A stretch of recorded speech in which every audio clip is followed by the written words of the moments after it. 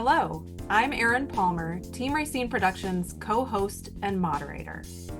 And joining me is the goddess of DC, Rayceen Pendarvis. Bam! Greetings and salutations, all. Joining us is Robert White. Welcome. Thanks so much. Glad to be with you.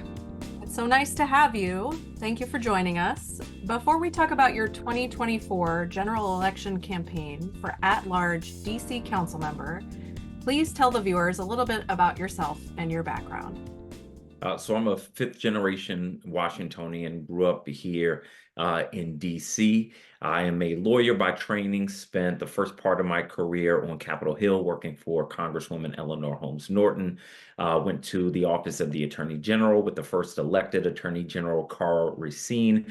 And now I am in my second term on the DC Council and chairing the Housing Committee. And more importantly than all of that, I am the husband of an incredible woman and talented lawyer named Christy, and dad to two amazing little girls, Madison and Monroe. Wonderful. Rayceen, you have the first question. Yes. In addition, being the Democratic Party nominee, you are the incumbent running to serve a third term. What would you say are some of your most noteworthy accomplishments as the DC Council member?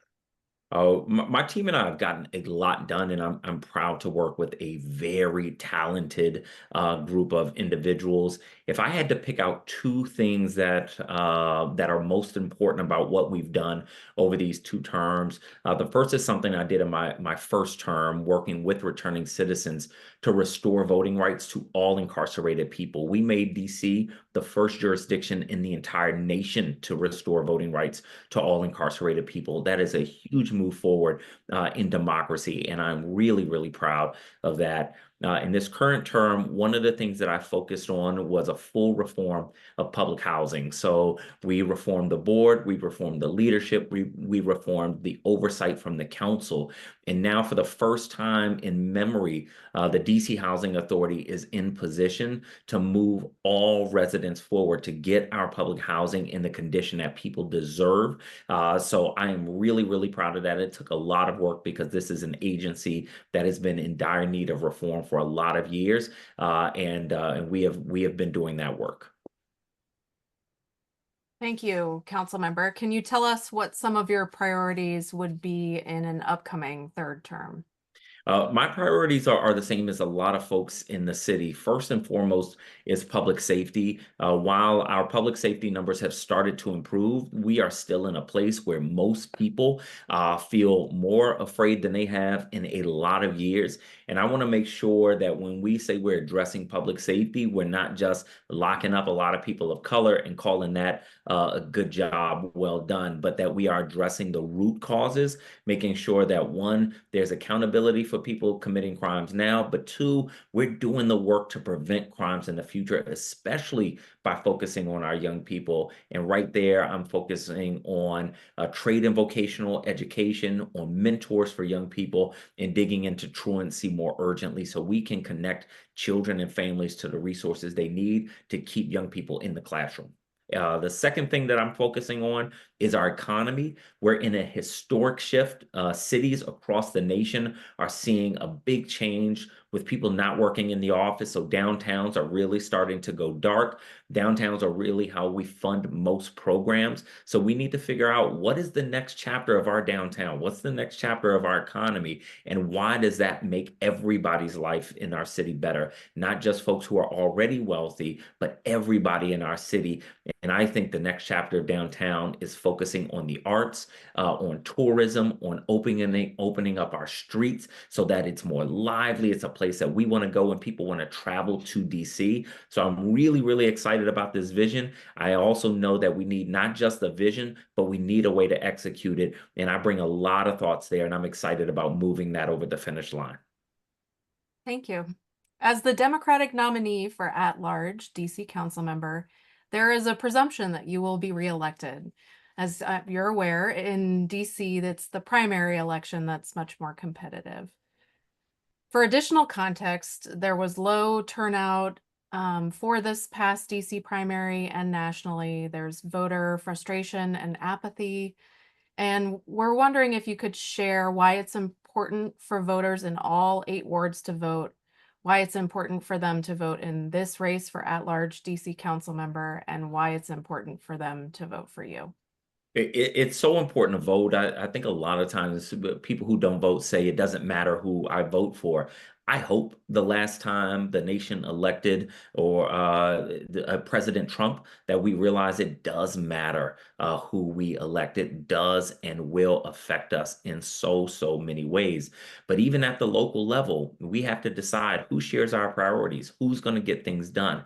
And anytime you sit out an election, you are giving away your rights that people fought and bled for, died for. And we can't do that so lightly. We have an obligation. And so if you are not voting, then you are letting other people make the decision for you. And that is not something we can do. So I want to see people get out and vote, get engaged. Like they say, vote for dog catcher. Anything up on the ballot, you have to vote for, and vote for the person that you think is going to move your life forward. That's how democracy works.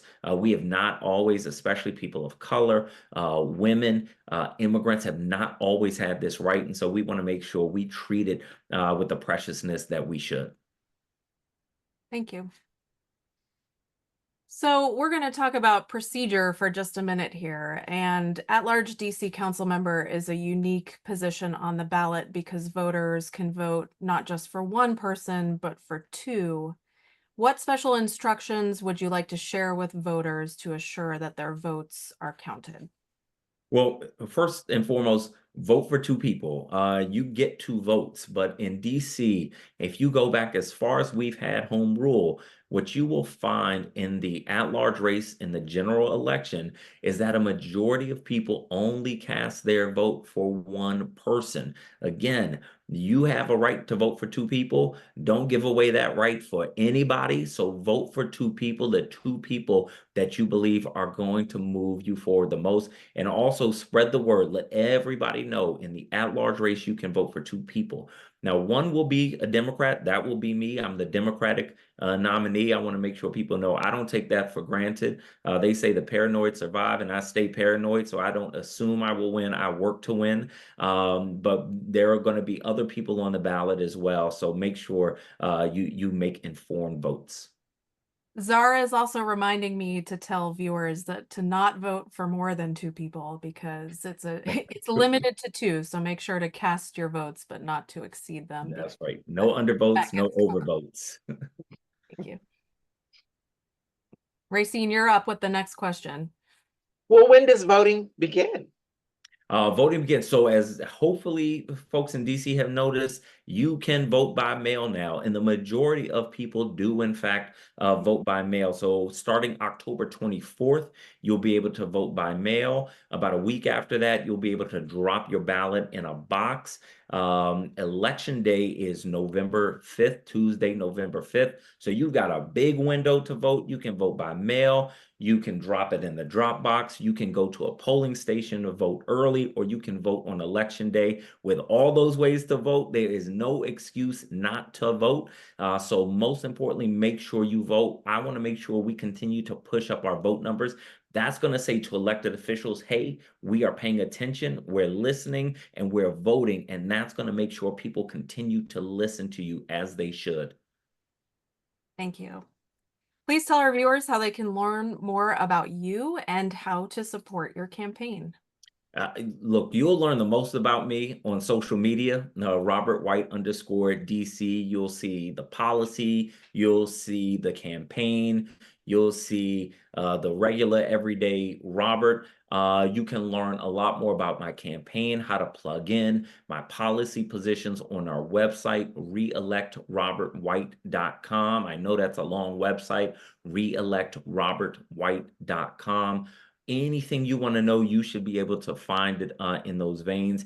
And I also encourage people to look at what I'm doing through my office, which is separate from the campaign, which is robertwhiteatlarge.com. We do monthly newsletters. We do annual reports. Accountability is important to me. So I tell you what I'm going to do, and then I report monthly and then do a summary annually at robertwhiteatlarge.com. So anything you need to know, you should be able to find it. Wonderful. Viewers, please look in the description below for links. Thank you so much, Councilmember, for joining us. It's been a pleasure to speak with you. Thanks so much. I'm always excited to be with you. Thank you. Thank you.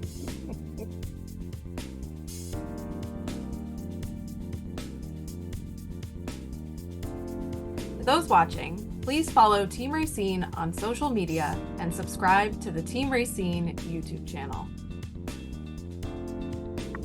And viewers, thank you for watching.